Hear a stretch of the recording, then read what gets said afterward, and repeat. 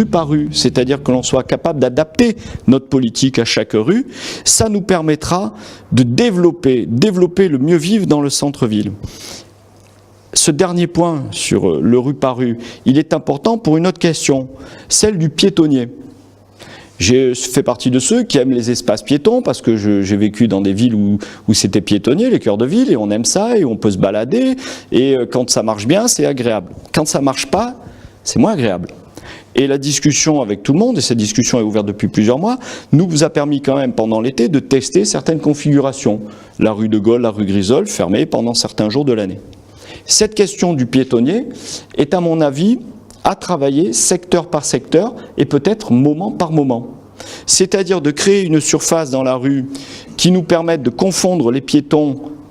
les trottoirs et les rues, comme ça se fait dans des tas de villes où vous avez des cœurs semi-piétonniers, où les voitures peuvent continuer à circuler, mais au pas, de manière à ce que ça ne soit pas des bolides, comme ça se passe dans la rue de Gaulle où c'est dangereux,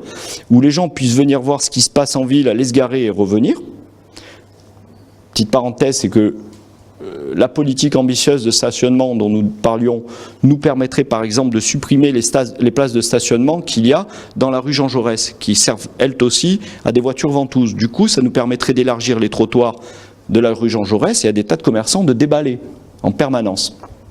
Et à partir de là, on pourrait organiser la fermeture de la ville ou de ces rues à des moments bien précis, lors des foires, lors des marchés, lors des braderies ou lors de manifestations culturelles, mais être capable de les laisser à la circulation quand il faut livrer, ou lorsqu'il n'y a pas d'intérêt majeur et ou lorsque la population ne va pas venir en masse parce que rien ne l'attire en masse. Et à partir de là, ça nous permet d'être réactifs, réactifs selon les saisons, réactifs selon les animations, réactifs selon les rues, et de ne pas se focaliser sur une politique générale qui serait presque absurde.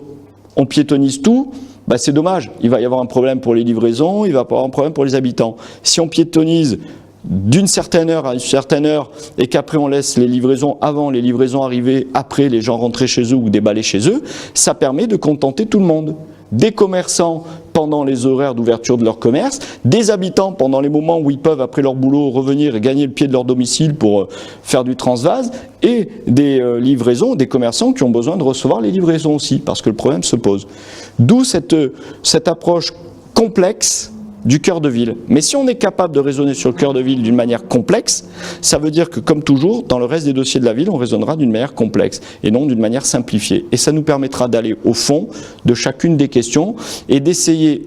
loin de tout dogme, d'apporter une réponse qui soit la plus pragmatique possible à chaque cas qui nous est posé. Et vous retrouvez toujours la philosophie générale de mon action, quelles que soient les questions dans lesquelles nous nous projetons, c'est de ne jamais avoir une réponse toute faite ou un dogme politique, mais de raisonner par rapport à un certain nombre de problèmes, poser l'équation et trouver la solution qui nous permette d'arriver à un système consensuel et qui fonctionne. Voilà. Donc si vous voulez, cette question, elle reste en débat. Et je l'introduis exprès en fin de mon propos pour vous permettre de réagir ou pour vous permettre de réfléchir à ce que je vous ai dit, pour que dans les semaines et les mois qui viennent, vous puissiez me faire part de votre point de vue à ce niveau-là, parce que ça nous permettra, au fur et à mesure où nous travaillerons, d'élaborer notre proposition en vue des municipales sur ce sujet-là, qui est très très important. Vous pouvez vous nourrir des exemples d'autres villes, il faut toujours faire attention aussi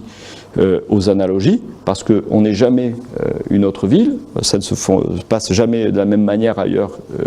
que chez nous, et il faut tenir aussi compte de la spécificité de notre population et du reste de la ville. Hein, on le répétera jamais assez, mais la ville de Fréjus est une ville de plusieurs quartiers, avec ce cœur, et il est important pour nous que ce cœur redevienne la centrifugeuse de toute cette ville, et réattire à elle tous ces quartiers. Donc il nous faut permettre de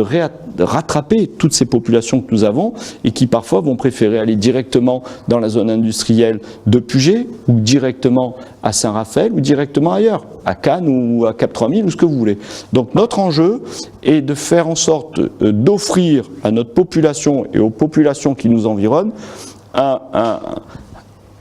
un centre-ville, un cœur historique qui soit attractif et agréable à vivre et facile à vivre. Donc facile dans ses déplacements, facile dans son stationnement et d'une manière sécurisante.